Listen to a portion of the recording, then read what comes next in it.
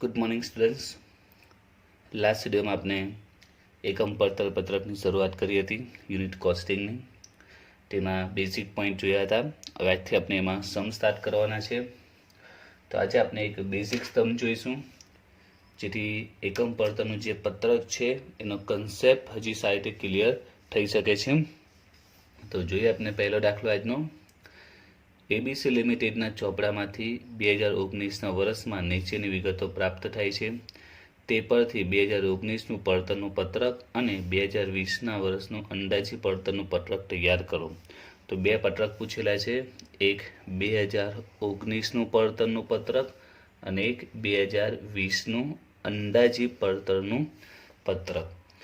આપણે જેટલા બી ચેપ્ટરમાં દાખલા આવશે, ઓલમોસ્ટ દરેક દાખલામાં આપણે બે પત્રક બનાવવાના આવશે, 2 વર્ષના, એક 19 અને એક 20.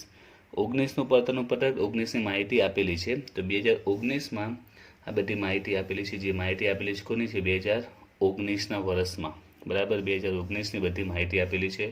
કિંમત પ્રત્યક્ષ માલ સામાન 96,000, મજૂરી 48,000 થઈ, પ્રત્યક્ષ ખર્ચા 24,000, કારખાનાના ખર્ચા 1,20,000, જેમાં 60% ચલિત છે, વહીવટી ખર્ચા 75,000, વેચાણ ખર્ચા 180, જેમાં 30% સ્થિર છે. ઉત્પાદન ને વેચાણ 12,000 એકમોનું કરેલું છે. કેટલામાં? 7,20,000માં. વર્ષ 2020 દરમિયાન 25,000 એકમનું ઉત્પાદન અને વેચાણ કરશે. તે અંગે નીચેની બાબતો અંગે અંદાજ મૂક્યો છે. એક જ બાબત આપી છે, નફાનો દર ગયા વર્ષ જેટલો જળવાઈ રહેશે. વિદ્યાર્થીઓ, આ દાખલામાં જો આપણે વાત કરીએ તો માહિતી કયા વર્ષની આપેલી છે? બધી 2019ની. એટલે આપણે એનું પડતરનું પત્રક બનાવવાનું જ છે. અને 2020નું કયું બનાવવાનું છે? અંદાજી. એટલે દાખલા એ સ્વરૂપે જ આવશે કે એક વર્ષના બધા આંકડા આપેલા હશે, એ વર્ષનું પડતરનું પત્રક બનાવવું પડશે. અને નેક્સ્ટ યરનું આપણે અંદાજી પડતરનું પત્રક બનાવવું પડશે. કારણ કે કંપની અંદાજ કરતી હોય છે કે આ વર્ષની સિચ્યુએશન આવી છે, તો નેક્સ્ટ યર જો આપણે આટલું પ્રોડક્શન કરીએ તો શું નફો મળી શકે, શું વેચાણ કિંમત રાખી શકે, કેટલો ખર્ચો થશે. જેમ કે તમે જો 2019માં કેટલા એકમ બનાવ્યા છે? 12,000 એકમો બનાવ્યા છે. 2019માં કેટલા એકમો બનાવેલા છે? 12,000 એકમો, બરાબર. તો 2019માં આપણે 12,000 એકમ બનાવ્યા અને 7,20,000માં વેચ્યા, અને એની પાછળ આટલા અલગ અલગ બધા ખર્ચા થયા છે. અને 2020ની જો વાત કરીએ તો 2020માં કેટલા એકમ બનાવવાના છે? 25,000, ને એનો આપણે અંદાજો કરવાનો છે. એટલે આમાં કહેવા શું માંગે છે? કંપનીએ 2019માં 12,000 એકમ બનાવ્યો, એની પાછળ આટલો ખર્ચો થયો. એટલે આપણે અંદાજ કરવાનો છે કે જો 2020માં આપણે 25,000 એકમનું જો પ્રોડક્શન કરીએ તો પછી કેટલો ખર્ચો થશે. એમ એના લગતી ભાઈ માહિતી આપેલી છે. એમાં એક જ માહિતી છે, નફાનો દર ગયા વર્ષ જેટલો જળવાઈ રહેશે. તો પહેલો દાખલો એકદમ સિમ્પલ છે, એ બેઝિક કન્સેપ્ટ ક્લિયર કરવા માટે. નેક્સ્ટ દાખલો જે આવશે તે આ ટાઈપનો જ આવશે, પણ એમાં એક્સ્ટ્રા હવાલા આપેલા હશે. અત્યારે આપણે કન્સેપ્ટ ક્લિયર કરવા માટે અહીંયા મેં એક જ હવાલો લીધો છે. નેક્સ્ટ દાખલામાં અહીંયા વધારે પોઈન્ટ આપેલા હશે. તો સ્ટાર્ટ કરીએ દાખલો. તો દાખલા માટે મેં તમને જે લાસ્ટ વિડીયોમાં એકમ પડતરનું પત્રક આ સમજાવ્યું હતું. તો કોઈ પણ દાખલો આવશે તમારે ફિક્સ પત્રક પહેલાં બનાવી દેવાનું આવશે, બરાબર છે. પડતરનું પત્રકમાં વિગત, એકમ દીઠ પડતર, કુલ પડતર, તેના જે ફિક્સ ફોર્મેટ હતું. પ્રાથમિક પડતર, એમાં પ્રત્યક્ષ માલ સામાન, પ્રત્યક્ષ મજૂરી, પ્રત્યક્ષ ખર્ચા આવતા રહ્યા. બધા કયા ખર્ચા છે? ચલિત ખર્ચ, એ પણ યાદ રાખવાનું છે. ત્યાર પછી કારખાનાના પરોક્ષ ખર્ચ, એમાં પણ સ્થિર ચલિત ભાગ આવતા હતા, જેને કારખાના પડતર કહેવાય. ત્યાર પછી ઓફિસના ખર્ચા, એ હંમેશા મોટાભાગે સ્થિર જ હોય છે, એને ઉત્પાદન પડતર અથવા ઓફિસ પડતર કહી શકીએ છીએ. ત્યાર પછી એમાં વેચાણ વિતરણના ખર્ચા ઉમેરીશું. સ્થિર ચલિત જે આવશે તે કુલ પડતર, નફો ઉમેરતા મળશે વેચાણ, બરાબર છે. તો આ રીતે આપણે દરેકે દરેક દાખલામાં પડતરનું પત્રક તૈયાર કરવાનું આવશે. તો આપણે પડતરનું પત્રક, આ જે ફોર્મેટ છે, ફોર્મેટ આપણે ઓલરેડી તૈયાર કરી દેવાનું હોય દરેક દાખલામાં, જેથી આપણી ગણતરી સ્પીડમાં થઈ શકે અને ફટાફટ ગણતરી થઈ શકે. તો આપણે કયા વર્ષ માટે પડતરનું પત્રક બનાવવાનું કીધું છે? તો તમે જો દાખલામાં કયા વર્ષ માટે કીધેલું છે? 2019નું પહેલાં પડતરનું પત્રક બનાવવાનું છે. સૌથી પહેલાં આપણે બનાવી દેવીએ 2019નું પડતરનું પત્રક. તો 2019ના પડતરના પત્રકમાં પહેલાં આપણે એકમો લખી દેવાના છે કે 2019માં કેટલા એકમ બનાવ્યા છે? તો 12,000 એકમો બનાવ્યા છે. એકમો કેટલા બનાવ્યા છે? 12,000. 2019માં 12,000 એકમો બનાવેલા છે. હવે આ જે ફોર્મેટ છે તમારે આખું આ ફોર્મેટ એ કમ્પ્લીટ કરી દેવાનું, બરાબર છે. એક્ઝામમાં પણ ફિક્સ ફોર્મેટ બનાવી દેવાનું. આમાં ચેન્જીસ આવી શકે પણ માઇનર ચેન્જીસ આવી શકે છે. એ આપણે જેમ જેમ દાખલા ગણીશું એટલે તમને આઈડિયા આવી જશે કે કેવા ચેન્જીસ આમાં આવતા હોય છે, બરાબર છે. તો હવે આપણે ધીમે ધીમે એન્ટ્રી સ્ટાર્ટ કરી દઈએ. તો સૌથી પહેલાં આપણે જોઈએ પ્રત્યક્ષ માલ સામાન, પ્રત્યક્ષ મજૂરી અને પ્રત્યક્ષ ખર્ચા. તો સૌથી પહેલાં વાત કરીએ પ્રત્યક્ષ માલ સામાન. દાખલામાં તમે જોઈ શકો છો પ્રત્યક્ષ માલ સામાન કેટલો આપેલો છે, 96,000. પ્રત્યક્ષ માલ સામાન કેટલો છે, 96,000. તો આપણે અહીંયા પ્રત્યક્ષ માલ સામાન એક કુલમાં લખી દઈએ કે પ્રત્યક્ષ માલ સામાન કુલ કેટલો આપેલો છે, 96,000. ત્યારબાદ પ્રત્યક્ષ મજૂરી તમે જોઈ શકો છો એ આપેલી છે 48,000. પ્રત્યક્ષ મજૂરી 48,000. ત્યારબાદ પ્રત્યક્ષ ખર્ચા છે 24,000. તો 3 તૈયાર આપેલું છે. મોટાભાગે 3 હોય છે. કદાચ કોઈ દાખલા એવો હોય જેમાં માલ સામાન મજૂરી પ્રત્યક્ષ ખર્ચા ન પણ આપે, જોઈ લેવાનું, મોટાભાગે આપેલું હોય જ છે. તો પ્રત્યક્ષ માલ સામાન, પ્રત્યક્ષ મજૂરી અને પ્રત્યક્ષ ખર્ચા 3 આપેલું છે. આપણે એનો ટોટલ કરી દઈએ. 96,000, 48,000, 24,000. ટોટલ આવે છે 1,68,000. યાદ રાખજો સાથે સાથે તમારે એકમ દીઠ પણ કમ્પ્લીટ કરી દેવાનું છે. તો એકમ દીઠ કઈ રીતે શોધવાનું? તો પ્રત્યક્ષ માલ સામાન 96,000 છે અને કેટલા એકમો છે, 12,000 એકમો છે. પ્રત્યક્ષ માલ સામાન કેટલો છે, 96,000. એકમો કેટલા છે, 12,000. એટલે 96,000 ભાગ્યા 12,000 કરો. 96,000 ભાગ્યા 12,000 તો કેટલા આવશે, 8. એટલે પ્રત્યક્ષ માલ સામાન એકમ દીઠમાં કેટલા લખવાના, 8 લખવાના. એ જ રીતે પ્રત્યક્ષ મજૂરી 48,000 છે, એકમો 12,000 છે. તો 48,000 ભાગ્યા 12,000 તો આવશે 4 એકમ દીઠ. એટલે એકમો વડે ભાગી દઈશું એટલે એકમ દીઠ મળી જશે. એને 24,000 ભાગ્યા 12,000 કરીશું તો 2 આવશે. 8 ને 4 12 ને 13 14. ક્લિયર? તો સિમ્પલ આ રીતે આપણે એન્ટ્રી આપતા જઈએ. હવે આ હેડિંગ છે આગળ કારખાનાના પરોક્ષ ખર્ચા. તો કારખાના પરોક્ષ ખર્ચામાં સ્થિર અને ચલિત મોટાભાગે બંને જ હોય છે. તમે જુઓ કારખાનાના પરોક્ષ ખર્ચા કેટલા આપેલા છે, 1,20,000 છે. જો કારખાનાના પરોક્ષ ખર્ચા કેટલા છે, 1,20,000, જેમાં 60% ચલિત છે. ટોટલ છે 21, જેમાંથી 60% કેવા છે, ચલિત. તો આપણે શું કરીએ, ટોટલ 1,20,000 આપેલા છે એને આપણે 60% કરી દો. 1,20,000 ના 60% એટલે 72,000 આવે. ફરીથી કારખાના ખર્ચા 21 છે, એના 60% કરો એટલે 72,000. એ 72,000 ખર્ચા કેવા કહેવાય, ચલિત કહેવાય. તો આપણે કારખાનામાં જે ચલિત છે એમાં લખી દઈએ 72,000. ફરીથી ટોટલ કેટલા હતા, 1,20,000 હતા, એના 60% કરીએ તો 72,000 એ ચલિત આવે. તો બાકીના 1,20,000માંથી બાકીના 60% ચલિત છે. તો 60% ચલિત આપણે કાઢી નાખીએ એટલે કે 72,000 જે આવેલા હતા, 60% 72,000 આવે છે. તો 1,20,000માંથી 72 આપણે માઇનસ કરી દઈએ તો બાકીના 48,000 બચે છે. એ 48,000 કેવા કહેવાશે, સ્થિર કહેવાશે. એટલે આમાં સિમ્પલ લોજિક છે કે 60% ચલિત આપેલા છે, 60% કેવા છે, ચલિત. તો બાકીના 40% એ કેવા કહેવાશે, સ્થિર કહેવાશે. 60% ચલિત તો બાકીના 40% કેવા કહેવાય, સ્થિર. તો 1,20,000ના આપણે 60% કરીએ તો 72,000 એ કેમાં આવશે, ચલિતમાં. અને 1,20,000ના 40% કરીએ તો 48,000 એ સ્થિરમાં આવશે. રાઈટ? તો 60% ચલિત તો બાકીના 40% સ્થિર. હવે એનું એકમ દીઠ પણ શોધી કાઢીએ. તો 48,000 સ્થિર છે ભાગ્યા આપણે 12,000 કરીશું તો એમાં આવે છે 4. એ જ પ્રમાણે ચલિતમાં 72,000 છે ભાગ્યા 12,000 કરીશું તો આવશે 6. હવે ટોટલ કોણ, ટોટલ બધાનું ટોટલ એટલે કે 1,68,000માં 48 ને 72 બંને એડ કરીશું. 1,68,000 એમાં 48,000 એડ કરી અને 72,000 એડ કરીએ તો ટોટલ આવે છે 2,88,000. આ જે અમાઉન્ટ આવે એમાં બંને અમાઉન્ટ આપણે એડ કરવાની. એટલે અહીંયા પણ 14માં 4 ને 6 તો 4 ને 6 10 તો 14 ને 10 24. ઓકે. હવે આગળ ઓફિસના પરોક્ષ ખર્ચા જે મોટાભાગે સ્થિર હોય છે. એમાં આપેલું છે વહીવટી ખર્ચા એટલે ઓફિસનો જ ખર્ચો કહેવાય. વહીવટી ખર્ચ એટલે ઓફિસનો જ ખર્ચો કહેવાય, જે આપેલો છે 75,000. તો ઓફિસનો ખર્ચો 75,000 અને દાખલામાં લખેલું જ છે કે કેવો ખર્ચો છે, સ્થિર ખર્ચો છે. વહીવટી ખર્ચો કેવો છે, સ્થિર, એટલે 75,000 સીધા સ્થિરમાં લખી દીધા. હવે એનો એકમ દીઠ જોઈએ તો 75,000 ભાગ્યા 12,000 કરીશું તો આવશે 6.25. હવે ટોટલ કરીએ 24 ને 6.25 તો 30.25. 2,88,000 75,000 3,63,000. ત્યાર પછી વેચાણ વિતરણના ખર્ચા. તો વેચાણના ખર્ચા આપી દીધેલા છે. વેચાણના ખર્ચા કેટલા છે, 1,80,000.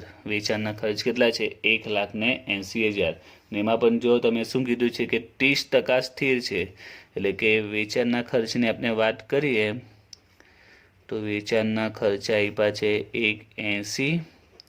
હવે આમાં 30% કેવા છે, દાખલામાં કીધું છે કે 30% સ્થિર છે, તો બાકીના 70% કેવા કહેવાશે, ચલિત કહેવાશે. 30% સ્થિર તો બાકીના 70% ચલિત.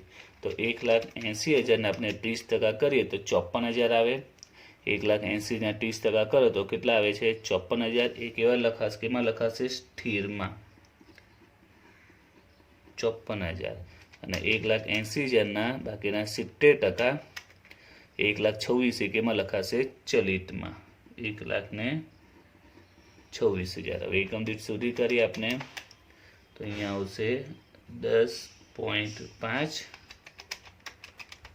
અને અહીંયા આવશે 4.5. ઓકે, હવે ટોટલ કરી દઈએ 30.25 4.5 10.5 ટોટલ આવે છે 45.25. 3,63,000 54,000 1,26,000 તો હવે છે 5,43,000.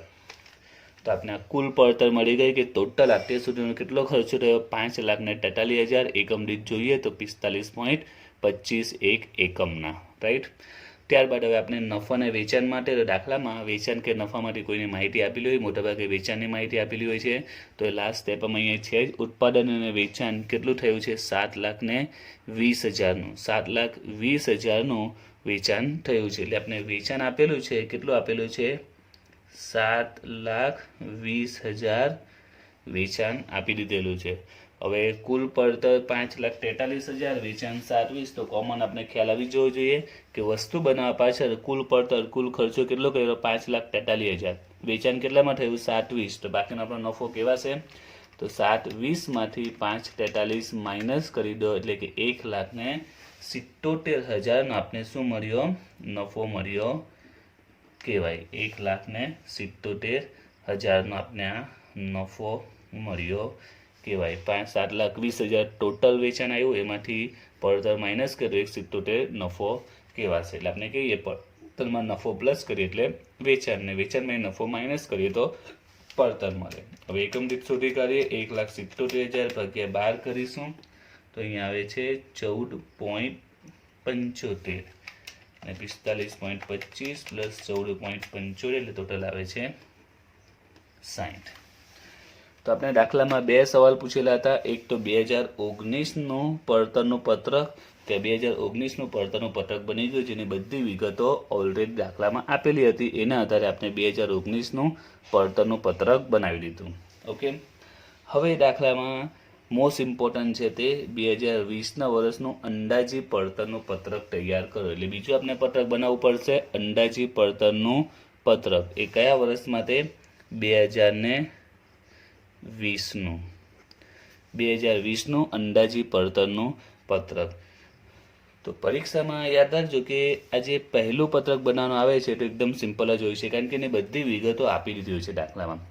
આખા ચેપ્ટરમાં તમને બે પત્રક આવશે, જેમાં એક પત્રકને લગતા દરેક પ્રકારના આંકડા દાખલામાં આપેલા હશે. બસ તમારે ખાલી લખવાના છે ને છૂટા પાડવાના છે, સ્થિર ચલિતને એકમ દીઠ શોધવાનું, બસ તમારે એ જ કામ કરવાનું આવશે. એટલે પહેલું પત્રક બનાવવું તો એકદમ સિમ્પલ અને ઇઝી છે. જે મેન કામ છે એ છે બીજું પત્રક, અંદાજી જે પત્રક બનાવવાનું છે તે. કેમ તે, કારણ કે 2019માં તો આ ખર્ચો ખરેખર રિયલ લાઈફમાં થઈ ગયો છે. બરાબર છે. રિયલ લાઈફમાં 2019માં એ લોકોએ જ્યારે 12,000 એકમ બનાવ્યા તે આટલા ખર્ચા થયા છે. હવે એ લોકો વિચારે છે કે જો આપણે આવતા વર્ષે 2020માં જો 25,000 એકમ બનાવવા હોય તો આ દરેક પ્રકારના કેટલા ખર્ચા થઈ શકે છે, એટલે એને કહેવાય છે અંદાજી પડતરનું પત્રક. અને ઘણીવાર ટેન્ડર પત્રક પણ કહેવામાં આવે છે. અને બીજા કયા નામે ઓળખવામાં આવે છે? ટેન્ડર પત્રક પણ આપણે એને કહી શકીએ છીએ. અંદાજે પડતરનું પત્રક અથવા તેને ટેન્ડર પત્રક પણ કહેવાય છે. તો એનો પણ ફોર્મેટ આના જેવો જ હોય છે. તમે આની જેમ આખું ફોર્મેટ તૈયાર કરી દેવાનું હોય છે. બીજો એક પોઈન્ટ કે જ્યારે તમે પરીક્ષામાં દાખલા ગણો પ્રેક્ટિસ ગણો તો બંને પત્રક બાજુમાં નહીં બનાવતા, કારણ કે બાજુમાં બનાવશો તો જગ્યા ઘણી ઓછી પડશે. આ તો અહીંયા પ્રિન્ટ કરેલી છે એટલે લાઇનસર વ્યવસ્થિત બાજુમાં આવી જાય છે. બાકી તમે નોટમાં જે પ્રેક્ટિસ કરશો તો એક પેજ પર એક પડતરનું પત્રક અને બીજા પેજ પર બીજું બનાવજો. બાજુમાં બનાવતા નહીં, ભેગું થઈ જશે અને ખ્યાલ આવશે નહીં. તપાસનાને બી ખબર નહીં પડશે ને તમે પણ પાછળ જોશો તો ખ્યાલ નહીં આવશે. તો અલગ અલગ પેજ પર બનાવવાનું છે. એક પેજ પર મેં કેમ અહીંયા બેલ્ડું જેથી કરીને સારી રીતે તમને એક્સપ્લેન કરી શકાય. એના માટે બંને પત્રક બાજુમાં પ્રિન્ટ કરીને લીધેલા છે જેથી સારી રીતે સમજાવી શકાય. તો હવે સ્ટાર્ટ કરીએ આપણે 2020નું પડતરનું પત્રક. તો 2020નું પડતરનું પત્રક બનાવવા માટે તમારે જે નિયમ અગાઉ સમજાવેલો છે એ નિયમને ખાસ યાદ કરી લો. સ્થિર ખર્ચ અને ચલિત ખર્ચ, બસ એ નિયમ તમારે યાદ રાખવાનો છે. જેમાં મેં તમને સમજાવ્યું હતું કે સ્થિર ખર્ચમાં જે ટોટલ રકમ હોય છે, બરાબર, જે કુલ રકમ હોય છે એ હંમેશા કેવી હોય છે? સરખી રહે છે, સેમ હોય છે. સ્થિર ખર્ચની જે કુલ રકમ છે, ટોટલ રકમ છે, હંમેશા કેવી હોય છે? સેમ હોય છે, સરખી હોય છે. અને જે ચલિત ખર્ચ છે તો એ ચલિત ખર્ચની કઈ રકમ સરખી હોય છે? તો એકમ દીઠ જે રકમ હોય છે તે હંમેશા કેવી રહે છે? સમાન રહે છે, સરખી રહે છે. ઓકે, તો આ યાદ રાખજો. સ્થિર ખર્ચની કઈ રકમ? તો શોર્ટમાં યાદ રાખજો, સ્થિર ખર્ચની કુલ રકમ, બરાબર. અને ચલિત ખર્ચની એકમ દીઠ રકમ. તો આ બંને રકમ હંમેશા કેવી આવે? સમાન આવે. સ્થિરમાં કુલ અને ચલિતમાં એકમ દીઠ, રાઈટ. તો આ ખાસ યાદ રાખજો. જે આપણે અંદાજી પડતરનું પત્રક બનાવીશું એના માટે આ જ કામ પડશે. હવે જોઈએ અંદાજી પડતરના પત્રકમાં આપણે કેટલા એકમો બનાવવાના છે? 25,000 એકમ બનાવવાના છે. તો અહીંયા આપણે લખી દઈએ એકમો કેટલા? 25,000 એકમો બનાવવાના છે. તો હવે આપણે સ્ટાર્ટ કરીએ. તો એના માટે તમારે ખાસ યાદ રાખવાનું છે તે તમારા જૂના પત્રકને આધારે જ બધું બનશે. તો એના માટે તમારે યાદ રાખવાનું છે સ્થિર અને ચલિતનો આ કન્સેપ્ટ એકદમ ક્લિયર રાખવાનો છે. હવે કારખાનામાં આપણે ખબર છે સ્થિર કેટલા, ચલિત કેટલા, ઓફિસમાં બી ખબર છે સ્થિર કેટલા, વેચાણમાં બી ખબર છે સ્થિર અને ચલિત કેટલા. હવે સવાલ છે પ્રાથમિક પડતરમાં જે છે આ ખર્ચા કયા કહેવાય? તો લાસ્ટ વિડીયોમાં સમજાવ્યું હતું કે પ્રાથમિક પડતરના બધા જ ખર્ચા હંમેશા કેવા હોય છે? ચલિત હોય છે. તમારે યાદ રાખવાનું, પ્રાથમિક પડતરના બધા ખર્ચા કેવા હોય છે? ચલિત હોય. તો જો હવે ચલિત ખર્ચમાં એકમ દીઠ રકમ સરખી હોય. ચલિત ખર્ચમાં કઈ રકમ સરખી હોય? એકમ દીઠ સરખી હોય છે. તો આપણે એકમ દીઠ સરખી હોય છે. તો જો 2019માં પ્રત્યક્ષ માલ સામાનમાં એકમ દીઠ કેટલા રૂપિયા આવેલા? 8 રૂપિયા આવેલા. ત્રણે ચલિત ખર્ચ, આપણે ચલિત ખર્ચ એટલે કે એમાં જો ચલિત ખર્ચમાં કઈ રકમ જોવાની? એકમ દીઠ રકમ પર જ ફોકસ કરવાનું. ચલિત ખર્ચમાં કઈ રકમ પર? એકમ દીઠ રકમ પર જ. તો જો આ ત્રણે કેવા ખર્ચા? ચલિત ખર્ચ તેની કઈ રકમ ધ્યાનમાં રાખવાની? તમારે આ એકમ દીઠ રકમ ધ્યાનમાં રાખવાની છે. શક્ય હોય તો આજે મેં રાઉન્ડ કર્યા છે એટલે શરૂઆતમાં રાઉન્ડ કરજો એટલે તમારું ભૂલ કોઈ દિવસ પડશે જ નહીં. ચલિત ખર્ચમાં કઈ રકમ? એકમ દીઠ રકમ. ચલિત ખર્ચમાં કઈ રકમ? એકમ દીઠ રકમ સરખી. એટલે કે અહીંયા એકમ દીઠ કેટલા છે? 8, 4, 2 છે. તો અહીંયા પણ એકમ દીઠ કેટલા આવશે? 8, 4, 2 જ આવશે. કારણ કે નિયમ છે કે ચલિત ખર્ચમાં એકમ દીઠ રકમ કેવી રહી? સમાન રહી. આ ચલિત ખર્ચા છે એમાં એકમ દીઠ રકમ સમાન રહેશે. અહીંયા 8, 4, 2 છે તો અહીંયા પણ કેટલા આવશે? 8, 4 અને 2 જ આવશે. ખ્યાલ આવ્યો? તો આ નિયમ તમારે ખાસ યાદ રાખવાનો છે. એ રીતે કારખાનાના પરોક્ષ ખર્ચમાં, તો કારખાના પરોક્ષ ખર્ચની વાત કરીએ તો એમાં સ્થિર અને ચલિત. તો સ્થિરમાં કઈ રકમ? કુલ રકમ. ને ચલિતમાં કઈ રકમ? એકમ દીઠ રકમ. તો તો કારખાનાની વાત કરીએ તો એમાં સ્થિરની વાત કરીએ તો સ્થિરમાં કઈ રકમ સરખી રહી? કુલ રકમ. તો આ સ્થિરની કુલ રકમ કેટલી છે? તમે જો સ્થિરમાં કુલ રકમ કેટલી છે? 4 ને 48 કુલ રકમ 48,000. તેના પર આપણે રાઉન્ડ કરીએ, આ 48,000. જ્યારે ચલિતમાં કઈ રકમ? ચલિતમાં એકમ દીઠ રકમ. ચલિતમાં એકમ દીઠ કેટલી છે? 6. એટલે કે આ રકમ સમાન રહેશે. એટલે કે નેક્સ્ટ યર જ્યારે આપણે પ્રોડક્શન કરીશું તો કારખાનામાં તે સ્થિર કેટલા છે? 48. તો આવતા વર્ષે પણ કારખાનામાં સ્થિર કેટલા આવશે? 48 આવશે. કારખાનામાં તે ચલિત કેટલા છે? 6 છે. તો આવતા વર્ષે પણ એકમ દીઠ કેટલા આવશે? 6 આવશે.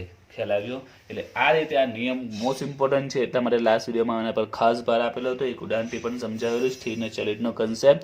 તો સ્થિર ખર્ચમાં યાદ રાખજો, કુલ રકમ સમાન રહી છે. જે કુલ રકમ અહીંયા હોય એ જ બેઠી અહીંયા મૂકી દેવાની. જે ચલિત ખર્ચમાં શું કરવાનું? એકમ દીઠ જે હોય તે જ આપણે અહીંયા મૂકી દેવાની. તો જો હવે આપણે સ્ટાર્ટ કરીએ. સૌથી પહેલા આ ત્રણે તો ચલિત ખર્ચા જ છે. તો એમાં ચલિત ખર્ચામાં કઈ જોવાની? આ એકમ દીઠ, બરાબર છે. એકમ દીઠ આપણે રાઉન્ડ કરી દીધું છે, એ જ ડાયરેક્ટ આપણે અહીંયા લખી દેવાની. 8, 4 અને 2 એકમ દીઠ પડતર મળી ગઈ છે. હવે આપણે કુલ પડતર શોધ્યું હોય તો શું કરવાનું? આ એકમો સાથે ગુણી કરો. તો આ 25,000 ને 8 સાથે ગુણીએ તો કેટલા આવે છે? 2 લાખ આવશે. 25 ચોક 100 એટલે 1 લાખ અને 25 દુ 50,000. હવે ટોટલ કરીએ 8, 4, 2 એટલે ટોટલ આવશે 14. 2 લાખ 1,50,000 એટલે 3.5 લાખ. તો બની ગયું, પ્રાથમિક પડતરનું કામ થઈ ગયું. સિમ્પલ છે. તો એના માટે તમારે આ નિયમને પરફેક્ટલી માઇન્ડમાં સેટ કરી દેવાનો છે. હવે કારખાનાના પરોક્ષ ખર્ચની વાત કરીએ તો કારખાના પરોક્ષ ખર્ચમાં આપણે જોઈ લીધું છે સ્થિરમાં કુલ રકમ અને ચલિતમાં એકમ દીઠ. સ્થિરમાં કુલ, ચલિતમાં એકમ દીઠ. તો સ્થિરમાં કુલ કેટલા છે? 48 છે. તો આ વર્ષે પણ સ્થિરમાં સીધા તમારે લખી જ દેવાના 48,000. અને ચલિતમાં કેટલા છે? 6 છે. ચલિતમાં 6 છે એકમ દીઠમાં, તે સીધા તમારે અહીંયા 6 લખી જ દેવાના. ખ્યાલ આવી ગયો? બસ હવે આપણે અહીંયા સ્થિરમાં જે એકમ દીઠને કુલ જોઈએ તે સુધી કરીએ. પહેલાં અહીંયા વાત કરીએ. ચલિત 6 છે તો ટોટલ કેટલા આવશે? તો 25 ગુણ્યા 6. અહીંયા એકમો 25 છે, અહીંયા બધી ગણતરી 25,000 પર થશે. તો 25,000 ગુણ્યા 6 તો 25 6 1,50,000. અને અહીંયા એકમ દીઠ જોઈએ તો ટોટલ ખર્ચો કેટલો છે? 48,000. એકમો કેટલા છે? 25,000. તો 48,000 ભાગ્યા 25,000 તો આવે છે 1.92. ટોટલ કરી દઈએ 14, 1.92 અને 6. તો જવાબ આવે છે 21.92. 14, 1.92 અને 6, 21.92. 3,48,000 અને 2 લાખ. ટોટલ 5,48,000. ખ્યાલ આવી ગયો કઈ રીતે બનાવવાનું છે તે? હવે ઓફિસના ખર્ચા. તો ઓફિસના ખર્ચા કેવા છે? સ્થિર. સ્થિરમાં નિયમ શું છે? સ્થિરમાં કઈ જોવાની? આપણે કુલ રકમ જોવાની. સ્થિરમાં કઈ રકમ જોવાની? કુલ. તો સ્થિરમાં કુલ જો તો સ્થિરમાં કુલ કેટલા છે? 75,000. સ્થિરમાં કુલ કેટલા છે? 75,000. એટલે સીધા તમારે અહીંયા 75,000 મૂકી જ દેવાના. સીધા આપણે 75,000 મૂકી જ દેવાના. હવે 75,000 ભાગ્યા 25 કરીએ તો એકમ દીઠ કેટલા આવશે? 3 આવશે. બરાબર. 21.92 અને 3 એટલે થશે 24.92. 5,48,000 પ્લસ 75,000 એટલે 6,23,000. ત્યાર પછી હવે વેચાણ વિતરણના પરોક્ષ ખર્ચા. તો વેચાણ વિતરણના સ્થિર અને ચલિત બંને જ છે. તો સ્થિરમાં કયું જોવાય? કુલ રકમ. સ્થિરમાં કઈ રકમ? કુલ રકમ. અને ચલિતમાં કઈ લેવાની આપણે? એકમ દીઠ. સ્થિરમાં કુલ રકમ અને ચલિતમાં એકમ દીઠ. સ્થિરમાં કુલ અને ચલિતમાં એકમ દીઠ. તો સ્થિરમાં કુલ 54,000 છે, તે ડાયરેક્ટ આપણે લખી દઈએ 54,000. અને ચલિતમાં કેટલા આવ્યા? ચલિતમાં 10.5 આવ્યા, તે 10.5 ડાયરેક્ટ લખી દેવાના. હવે 54,000 ભાગ્યા 25,000 કરીએ તો 2.16 એ સ્થિરમાં આવશે એકમ દીઠમાં. અને અહીંયા શોધવા માટે 10.5 છે અને 25,000 સાથે ગુણી કરીએ તો આવે છે 2,62,500. ઓકે. હવે આપણે ટોટલ કરી નાખીએ 24.92 2.16 10.5 તો 37.58 અને અહીંયા 6,23,000 54,000 2,62,500 તો 9,39,500 ઓકે। તો ખ્યાલ આવી ગયો। અંદાજી પડતરનું પત્રક બનાવવું એકદમ સિમ્પલ છે અને મેન ગણતરી આપણે અહીંયા જ કરવાની છે। આ બધી માહિતી દાખલામાં આપેલી છે, બેઠી આપણે લખી જ દેવાની છે। બસ અહીંયા યાદ રાખવાનું સિમ્પલ જ છે। ચલિતમાં કઈ એકમ દીઠ શક્ય હોય તો રાઉન્ડ પાડવાની આદત પાડી દેજો, એટલે ભૂલ પાડવાના ચાન્સીસ બહુ ઓછા થઈ જાય। તમારે કરવાનું શું તે ચલિત પર અને સ્થિર પર, ચલિતમાં એકમ દીઠમાં અને સ્થિરમાં કુલ એટલે રાઉન્ડ પાડી દેવાના। બસ પછી આ પત્રકમાં વધારે માથું મારવાની જરૂર નહીં પડે। બસ ફટાફટ જે રાઉન્ડ છે એ રકમ તમારે લખવાની આવશે। અહીંયા જે રાઉન્ડ કર્યું છે એ રકમ બેઠી મૂકી દેવાની અને જેટલા બી એકમો છે એકમો સાથે ગુણાકાર કે ભાગાકાર જે કરવાનો તે કરી દેવાનું અને ટોટલ કરતા રકમ મળી જશે। હવે આ જે દાખલો છે એકદમ સિમ્પલ પોઈન્ટ છે, પરીક્ષામાં આટલો ઇઝી દાખલો નહીં પૂછાશે। હવે આમાં જે ટ્વિસ્ટ પોઈન્ટ આવશે તે અત્યારે રિમાઇન્ડ કરાવી દઉં છું। આમાં જે રીતે આપણે 8, 4, 2 ડાયરેક્ટ લખી દીધા, અહીંયા 48,000, અહીંયા 6 એ જ પ્રમાણે 75,000, 56,000, 10.5 એ રકમ ડાયરેક્ટ લખી દીધી। તો આમાં નવો પોઈન્ટ શું આવશે તે તો મેં શરૂઆતમાં તમે જોયું કે 2020માં નીચેની બાબતો અંગે અંદાજ મૂક્યો છે, એટલે અહીંયા નીચે બધા હવાલા આવશે। હવાલામાં આના વિશે બધી માહિતી આપેલી છે, વધઘટ થશે, કેમ કે સિમ્પલ પોઈન્ટ છે કે 2019માં માલ સામાન 8 રૂપિયામાં મળતો હતો, એક એકમ કેટલામાં મળતું 8 રૂપિયામાં। તો આવતા વર્ષે કદાચ ભાવ વધી જાય, દાખલામાં એમ કે એકમ દીઠ માલ સામાનમાં 2 રૂપિયાનો વધારો થયો છે, તો અહીંયા 8 છે તેને બદલે હવે કેટલા લખવાના 10 લખવાના, કારણ કે અંદર કયું છે 2 રૂપિયા વધ્યા છે, એટલે 8ના કેટલા લખી દેવાના 10 લખી દેવાના। એ રીતે મજૂરીમાં એવું કીધેલું હોય કે એમાં 20% ઘટાડો થયો છે, તો મજૂરી કેટલી છે 4 છે, તો 4માં આપણે 20% ઘટાડી દઈશું તો કેટલા આવશે 3.2, તો અહીંયા 3.2 લખી દેવાના। ખ્યાલ આવી ગયો। એટલે જે ટ્વિસ્ટ પોઈન્ટ આવશે એમાં શું પોઈન્ટ આવશે કે આપણે જે રાઉન્ડ કરીએ છીએ એ રકમ બેઠી અહીંયા લખવાની છે। જો હવાલામાં કીધું હોય કે એમાં વધે છે તો વધારીને લખો, હવાલામાં કહે છે કે એમાં ઘટે છે તો ઘટાડીને લખો, બસ એ જ પોઈન્ટ આવશે। તો એ ટાઈપનો દાખલો બી આપણે જોઈશું નેક્સ્ટ વિડીયોમાં। અત્યારે આપણે કન્સેપ્ટ ક્લિયર થઈ જશે તો નેક્સ્ટ વિડીયોમાં જે દાખલો સ્ટાર્ટ કરીશું તો એકદમ ઇઝી લાગશે, જે એકચ્યુઅલી એક્ઝામમાં પૂછાય છે તે ટાઈપના સમ। હવે અહીંયા લાસ્ટ સ્ટેપ પર આવી જાય, આપણે પડતર મળી ગયો, નફોનો પોઈન્ટ બાકી છે। તો નફા વિશે મોટાભાગે દરેક દાખલામાં કંઈક ને કંઈક ક્લુ આપેલું હશે, જેમ કે આમાં જોઈએ 2020 દરમિયાન 25,000 એકમનું ઉત્પાદનને વેચાણ કરશે તે અંગે નીચેની બાબતો કે અંદાજ મૂક્યો છે। તેમાં લખ્યું છે કે નફાનો દર ગયા વર્ષ જેટલો જળવાઈ રહેશે। નફાનો દર એટલે કે ટકા, એટલે ગયા વર્ષે જેટલા ટકા નફો મળ્યો હતો આ વર્ષે પણ એટલા ટકા નફો મળશે। ગયા વર્ષે જેટલા ટકા નફો મળ્યો આ વર્ષે પણ એટલા ટકા નફો મળશે। તો એના માટે આપણે શોધવું પડશે કે ગયા વર્ષે કેટલા ટકા નફો મળ્યો। તો વિદ્યાર્થીઓ અહીંયા તમે જો ટકા શોધવા હોય તો કઈ રીતે શોધાય તો સમજાવું। ગયા વર્ષની આપણી પડતર કેટલી છે 5,43,000 અને નફો કેટલો છે 1.77। તો પહેલાં તો આપણે એને ટકામાં ફેરવવું પડશે કે આટલા ટકા નફો મળ્યો, ધારો કે 20% જવાબ આવે છે તો એને ટકામાં આપણે ફેરવવાની ગણતરી કરવી પડશે અને એટલા ટકા આપણે નફો મળશે, એટલે બહુ ઘણી લોંગ ગણતરી થઈ જાય છે। તો અહીંયા પણ તમારે શોર્ટકટ યાદ રાખજો, જ્યારે બી દાખલામાં કે ઘણા દાખલામાં એવું કહેશે કે ગયા વર્ષ જેટલો નફો, જ્યારે બી આ પોઈન્ટ જોવા મળે ને કે ગયા વર્ષ જેટલો આગલા વર્ષ જેટલો નફો જળવાઈ રહે છે તો એકદમ સિમ્પલ સામાન્ય કેલ્ક્યુલેશન। આપણે જો ગયા વર્ષની વાત કરીએ તો આપણે ગયા વર્ષની પડતર લઈ લઈએ। ગયા વર્ષે પડતર કેટલી હતી છેલ્લે 5,43,000 હતી, બરાબર, અને એમાં નફો કેટલો મળેલો આપણે 5,43,000 પડતર હતી ને નફો મળેલો 1,77,000। ગયા વર્ષની પડતર 5,43 ને નફો 1.77, રાઈટ। તો સિમ્પલ કેલ્ક્યુલેશન છે કે ગયા વર્ષે જો આટલી પડતર હતી 5,43 ને આટલો નફો મળ્યો તો આ વર્ષે આપણી પડતર કેટલી છે 9,39,500 છે, 9,39,500, તો નફો કેટલો? ખ્યાલ આવ્યો? એકદમ સિમ્પલ રૂલ્સ। તો જ્યારે પણ દાખલામાં કહે કે ગયા વર્ષે જેટલો નફો જળવાઈ રહ્યો પોઈન્ટ આપે તો જોઈ લો કે ગયા વર્ષે જો આટલી પડતર 5,43 જો આટલો નફો મળતો હોય, 5,43ની પડતરે 1.77 નફો મળે છે, તો આ 2020ની વાત કરીએ 9,39,500 જો પડતર હોય તો નફો કેટલો? તો આપણે પદ મૂકીએ 1,77,000 ગુણ્યા 9,39,500 ભાગ્યા 5,43,000। તો જવાબ પોઈન્ટમાં આવે છે, આવી શકે છે પોઈન્ટમાં, આપણે રાઉન્ડ ઓફ લખી દેવાનો 3,06,246, આટલો નફો મળશે।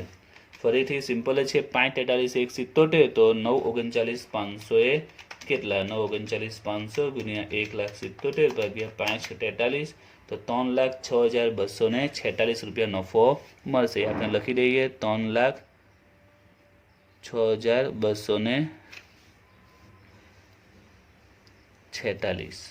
ટોટલ 9,39,500 3,06,246 ટોટલ કરીશું તો 12,45,746 ભાગ્યા 25,000 એકમ દીઠ શોધવાનું છે ને આપણે 3,62,046 ભાગ્યા 25,000 તો એકમ દીઠ 12.25 7,58 12.25 તો 49.83. ઓકે, તો આ બીજા વર્ષનો પડતરનો ફરક આપનો આ રીતે કમ્પ્લીટ થઈ ગયું. તો નેક્સ્ટ વિડીયોમાં આપણે દાખલો આ બીજા હવા જોઈશું જેમાં એક્સ્ટ્રા ઘણા હવાલા આપેલા હોય. આ દાખલામાં આપણે બેઝિક કન્સેપ્ટ ક્લિયર થાય એના માટે જ કોઈ હવાલા નથી આપ્યા. નેક્સ્ટ વિડીયોમાં આપણે બીજા 5-6 હવાલાવાળો દાખલો સોલ્વ કરીશું જેથી ચેપ્ટરના હજી જે બેઝિક કન્સેપ્ટ છે, જે એક્સ્ટ્રા પોઈન્ટ છે આપણે કવર કરી લઈશું.